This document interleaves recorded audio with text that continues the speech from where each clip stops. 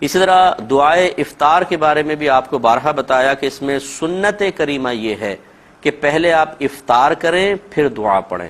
کیونکہ اس دعا کے اندر آپ دیکھ لیں تمام الفاظ ماضی کے ہیں۔ اے اللہ تعالیٰ میں نے تیری رضا کی خاطر روزہ رکھا، تجھ پر ایمان لایا، تجھ پر توکل کیا، یہ اسی وقت کہنا صحیح ہوگا جب یہ کام ہم پہلے کر چکے ہوں۔ تو پھر جب آخر میں ہم کہتے ہیں کہ تیرے دیے ہوئے رزق سے افطار کیا، تو یہ کیسے ہو سکتا ہے کہ پہلے آپ کہہ دیں میں نے افطار کیا اور پھر آپ یہ کھجور کھا رہے ہوں؟